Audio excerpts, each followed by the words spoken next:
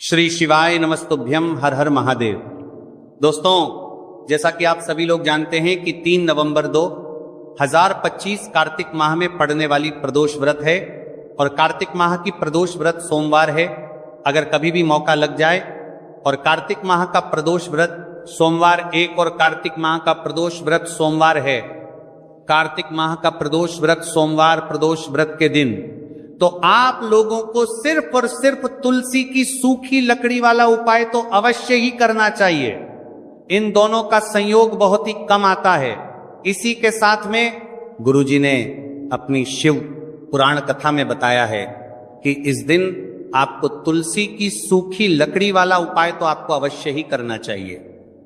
मैंने आपको लकड़ी वाला उपाय तो अवश्य ही करना चाहिए, क्योंकि ऐसा दिन पूरे साल में सिर्फ एक ही बार आता है। और दोस्तों, आप सभी लोग जानते हो कि प्रदोष व्रत सोमवार का अगर सबसे बड़ा कोई उपाय है तो वह तुलसी की सूखी लकड़ी वाला उपाय है। तो दोस्तों, सोमवार प्रदोष व्रत के दिन आप लोगों के मेरा करना चाहिए। कोई इस तुलसी की सूखी लकड़ी वाला उपाय को जरूर करना है। बहुत सारे लोग होंगे जिन लोगों ने इस उपाय को ना किया हो, मतलब पूरा साल निकल गया, उन्होंने किसी भी दिन इस तुलसी की सूखी लकड़ी वाला उपाय को ना किया हो। पर दोस्तों, आपके पास एक आखिरी मौका बचा हुआ है, जो कि सोमवार प्रदोष व्रत के दिन है। इस दिन आप लोगों को इस वाले उपाय को जरूर कर लेना है। भले ही आपने पूरे महीने भर इस उपाय को ना किया हो, पर अगर आपने इस कार्तिक माह के सोमवार प्रदोष व्रत के दिन अगर इस वाले उपाय को कर लिया, तो आपको इस उपाय को करने का वह फल मिलेगा जिसकी आपने कभी कल्पना भी नहीं करी होगी। इसीलिए आप लोग इस वाले उपाय को एक बार जरूर कर लेना है, ताकि आपके हाथ से यह मौका ना जा सके और आपको इस उपाय को करने का फल मिलेगा। दोस्तों, यह उपाय पंडित जी ने अपनी अभी की ही श्री शिव महापुराण की कथा में बताया है, जिस उपाय को आज हम आपको बहुत अच्छे से समझाने वाले हैं। इस वीडियो को देखने के बाद उपाय को समझने के लिए आपको कोई और वीडियो को देखने की जरूरत नहीं पड़ेगी। तो चलिए दोस्तों, उपाय को शुरू करते हैं। देखिए, यह इस कार्तिक मास सोमवार प्रदोष व्रत के दिन ये इतना खास होता है, इतना महत्वपूर्ण होता है। देखा गया है कभी कभी बड़े बड़े पूजा पाठ अनुष्ठान से जो कि मनोकामना पूर्ण नहीं होते, वहां कार्तिक माह की सोमवार प्रदोष व्रत के दिन एक छोटे से उपाय करने से ही आपकी मनोकामना पूर्ण हो जाती है। और बहुत सारे लोगों ने इस उपाय को किया भी है, पर उनको इस उपाय को करने का फल भी जरूर मिला है। अगर आप लोग भी पूछी जाए निप्रामण्य पर 4 की परमा इस उपाय को करना चाहते हैं, तो आप इस उपाय को पहले अच्छे से समझ लेना, सुन लेना, उसके बाद करना। आपको इस उपाय का फल जरूर मिलेगा और इस उपाय को कर लेने से आपके घर में चाहे किसी भी प्रकार की दुख और समस्या क्यों ना चल रही हो, आपको उसका कारण भी नहीं पता है कि भाई ये समस्या किस कारण से चल रही है। उसका कुछ भी कारण हो सकता है, जैसे पितृदोष हो सकता है या किसी भी तरह का मंगल दोष भी हो सकता है। तो इस दिन आप लोगों को यह वाला उपाय कर लेना है। यह कैसा उपाय है? जिस उपाय को अगर किसी विशेष दिन पर किया जाए तो भाई उस विशेष दिन का जो है वह तो हमें मिलता है। पर हमने उस दिन पर इस उपाय को किया है तो हमें उससे भी बड़ा फल मिलता है, और फल बहुत जल्द ही मिलता है, क्योंकि आप इस उपाय को बहुत ही बड़े और विशेष दिन पर कर रहे हो। तो चलिए अब उपाय के बारे में बात करते हैं, लेकिन उससे पहले आप लोगों में को यह जानना आवश्यक है कि आखिर ये उपाय किस समय करना है, किसको करना है और कैसे करना है। तो चलिए हम आगे आपको वीडियो में एक एक कर बता देते हैं। लेकिन उससे पहले अगर आप लोग हमारे चैनल पर पहली बार आए हैं या फिर मेरी आवाज आज पहली बार सुन रहे हैं, तो हमारे चैनल को सब्सक्राइब जरूर कर लेना और इस वीडियो को लाइक करके कमेंट बॉक्स में श्री शिवाय नमस्तुभे ओम नमः शिवाय जरूर टाइप कर देना। तो दोस्तों, इस तुलसी की सूखी लकड़ी वाला उपाय को हमें सोमवार प्रदोष व्रत के दिन कैसे करना है, किसको करना है, किस समय करना है और कहां पर करना है, ये सारे सवालों के जवाब आपको इस वीडियो में मिल जाएंगे। और जो ये वीडियो देखेगा भाई, उसको तुलसी की सूखी लकड़ी वाला उपाय जरूर करना चाहिए, क्योंकि इस दिन काला तिल का भी बहुत ही बड़ा और विशेष महत्व होता है। और जब बात आ जाए तुलसी की सूखी लकड़ी वाला उपाय की, तो यह सोने पर सुहागा वाली बात हो जाती है और ये एक बहुत ही बड़ा उपाय होता है। अब दोस्तों, इस तुलसी की सूखी लकड़ी उपाय को आखिर करना किसको है? सबसे पहले हम लोग वो बात जान लेते हैं। तो देखो, घर की जो बड़ी माताएं बहनें होती हैं, उन माताओं बहनों में से कोई भी एक बड़ी माता बहन इस वाले उपाय को कर सकती हैं। और दोस्तों, अगर आप चाहे तो अपने घर में से सभी सदस्यों को भी इस उपाय को करवा सकते हैं। अगर किसी व्यक्ति की खुद की कोई मनोकामना है, खुद की कोई दुख और परेशानी है जो कि वो अपने लिए ही करना चाहता है, इस वाले उपाय को तो वह खुद अपने लिए भी कर सकता है। बाकी अगर कोई घर में से ऐसा है जो कि अपने पूरे घर परिवार की सुख और शांति के तुल्य ये वाला उपाय करना चाहता है तो भाई वो भी कर सकता है, हो सकता है, उसमें भी कोई दिक्कत वाली बात नहीं है। कहने का मतलब यह है कि इस उपाय को हर एक सदस्य भी कर सकता है और पूरे घर परिवार के सदस्य के लिए घर की बड़ी माताओं बहनों में से कोई एक माता बहन भी कर सकती है। माताएं बहनें अगर घर में उपस्थित ना हो या वह ये वाला उपाय ना कर पा रही हो तो फिर घर का कोई बड़ा सदस्य भी इस तुलसी की सूखी लकड़ी व आला उपाय को कर सकता है, चाहे फिर वह पुरुष ही क्यों ना हो, उसमें कोई भी दिक्कत वाली बात नहीं है। उसके बाद में दोस्तों जो अगला प्रश्न निकल कर आता है वो ये आता है, इस उपाय को लेकर कि आखिर इस उपाय को हमें किस समय करना है, सुबह के समय करना है कि शाम के समय करना है? तो देखो, इस वाले उपाय को आप लोग सुबह के समय भी कर सकते हो और शाम के समय प्रदोष काल में भी कर सकते हो। अब अगर आप पूछो कि भाई साहब सबसे उत्तम समय कौन सा रहेगा, इस तुलसी की सूखी लकड़ी वाला उपाय को करना है, कहा तो हम आपसे बस यही कहेंगे कि इस उपाय को आप सुबह के समय करेंगे तो ज्यादा बेहतर होगा। बाकी अगर प्रदोष काल शाम के समय भी करेंगे तो भी अच्छा होगा, उसमें कोई भी दिक्कत वाली बात नहीं है। तो अब दोस्तों जो अगली सबसे बड़ी और महत्वपूर्ण बात आती है वो यह आती है कि सुबह अगर हम उपाय को करेंगे तो हमें कितने बजे से लेकर कितने बजे तक के बीच में करना है, और शाम के समय प्रदोष काल में करेंगे तो हमें कितने बजे से लेकर कितने बजे के बीच में करना है। तो देखो, सुबह जितनी जल्दी हो सके आप उपाय को करने की कोशिश करना। बाकी अगर किसी कारणवश लेट भी हो जाओ, थोड़ी देर भी हो जाए, तो 10 या 11:00 बजे तक भी आप उपाय कर लेना और 12:00 बजे से ज्यादा देरी ना हो, ठीक है? इस बात का ध्यान रखना। उसके बाद में दोस्तों अगर शाम के समय प्रदोष काल की बात करें, प्रदोष काल का जो समय है होता है वो शाम के 6:00 बजे से शुरू हो जाता है।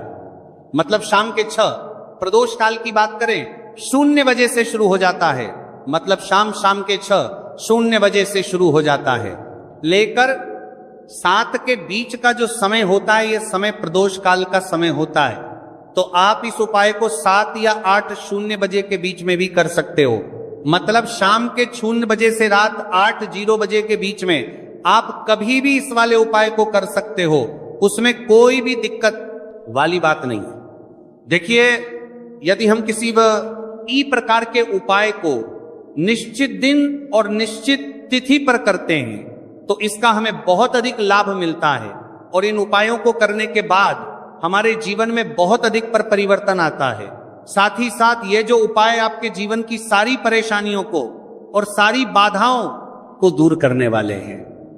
देखिए दोस्तों, आज के इस पूरे वीडियो में हम आपको 3 चमत्कारिक उपाय बताने वाले हैं, और ये तीनों ही उपाय बहुत ही खास और बहुत ही ज्यादा विशेष होने वाले हैं। तो चलिए दोस्तों, जाने वाले हैं, लेते हैं गुरुजी द्वारा बताए गए सबसे पहले उपाय के बारे में।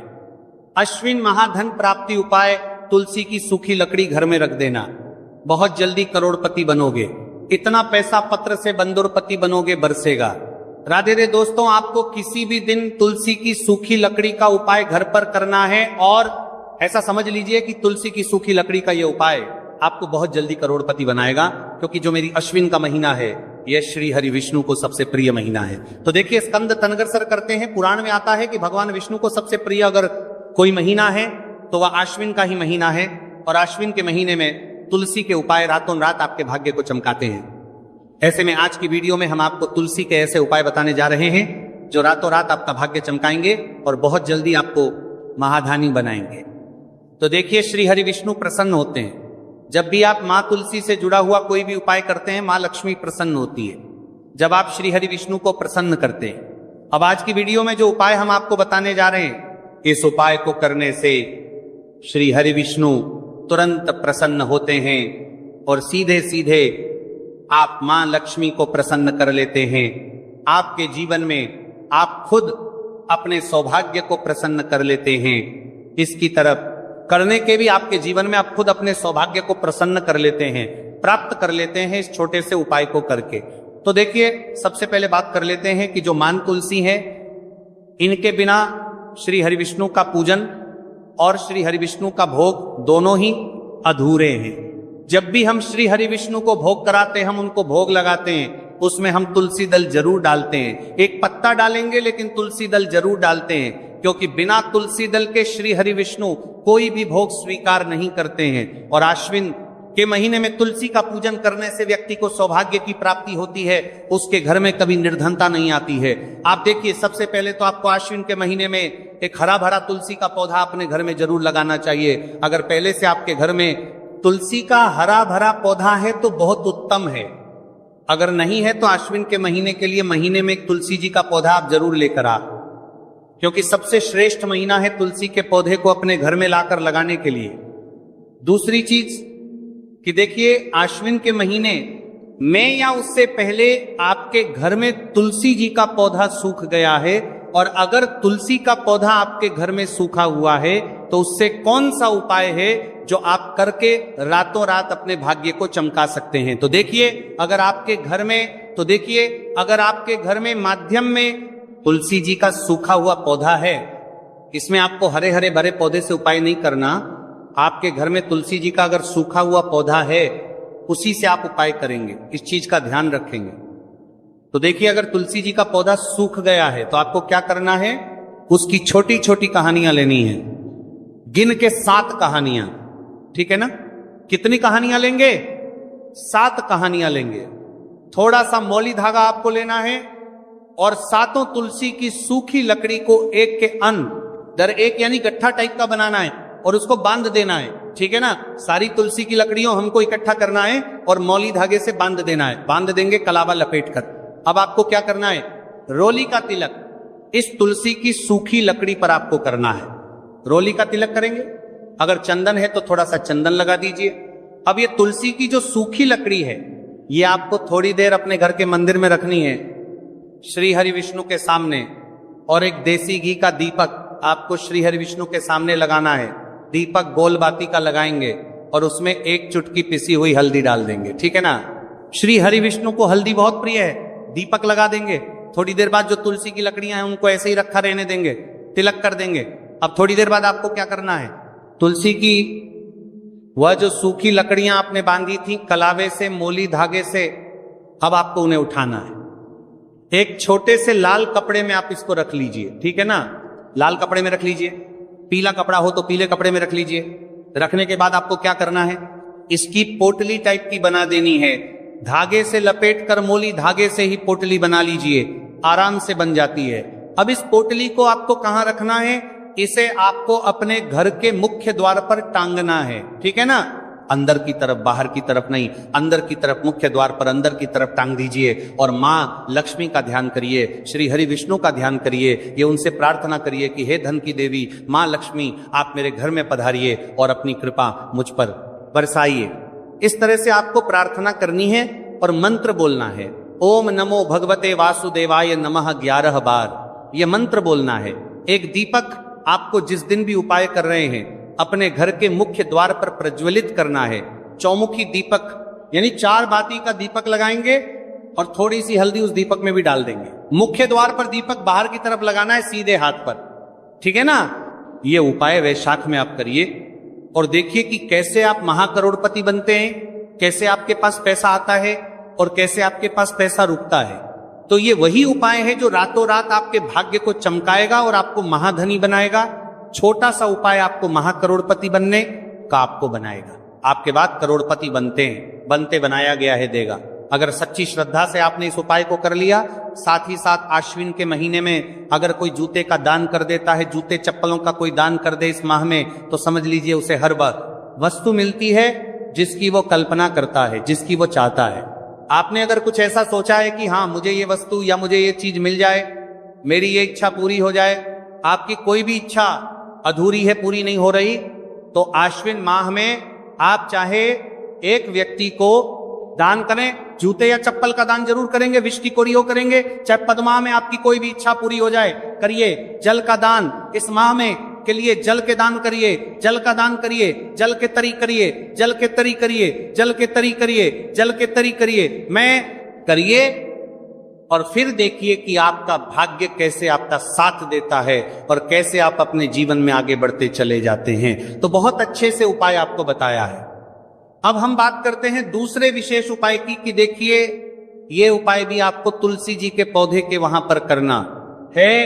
आपके भाग्य का उदय करने के लिए आपके घर में धन सम परेशानियां हैं, कर्ज की समस्या अगर दिन पर दिन बढ़ती जा रही है, दूध जाइए करारा आपको, दूध जाइए करारा आपको जाइए, करारा करना है रही है, खत्म नहीं हो रही है, बहुत ज्यादा परेशानियां हैं, तो आपको ये उपाय करना चाहिए। देखो करना क्या है, बहुत ध्यान से समझना। आपको मात्र तांबे के पात्र के अंदर जल लेना है, उस जल के अंदर एक चुटकी आपको हल्दी मिला देनी है, ठीक है, और साथ में लेना है कमलगट्टा, या केवल उपाय पित्त त्रिपक्ष सोमवार चैत्र नवरात्रि के दिन करना। अगर आपको ऐसा लगता है कि आपके जीवन में अष्टलक्ष्मी का वास नहीं है, भाग्य का साथ आपको नहीं मिल पा रहा है, तो आप ये उपाय शनिवार के दिन कर सकते हैं, सोमवार प्रदोष व्रत के दिन भी कर सकते हैं, ठीक है।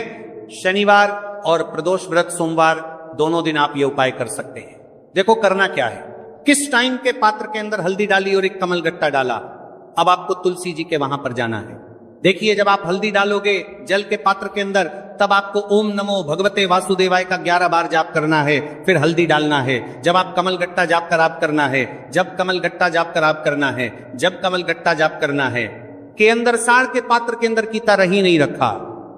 ओम नमो भगवते वासुदेवाय का 11 बार जाप करना है, फिर करना है जब कमलगट्टा जाप करना है, जब आपको हल्दी डाल दिया गया, जब कमलगट्टा जाप करना है, जब कमलगट्टा जाप करना है, जब कमलगट्टा जाप करना है, जब कमलगट्टा जाप करना है, जब कमलगट्टा जाप करना है, जब कमलगट्टा जाप करना है, जब कम करना है, जब कमलगट्टा जाप करना है, डालोगे तब आपको ओम श्री नमः या ओम महालक्ष्मी नमः इस मंत्र का जाप करते हुए एक कमलगट्टा डालना है, 11 बार जाप करना है, ठीक है। कमलगट्टा और हल्दी दोनों होना चाहिए। कमलगट्टा महालक्ष्मी का प्रतीक माना जाता है और हल्दी जो है वह भगवान विष्णु के निमित्त आप हल्दी डालेंगे, ठीक है। इस जल को आपको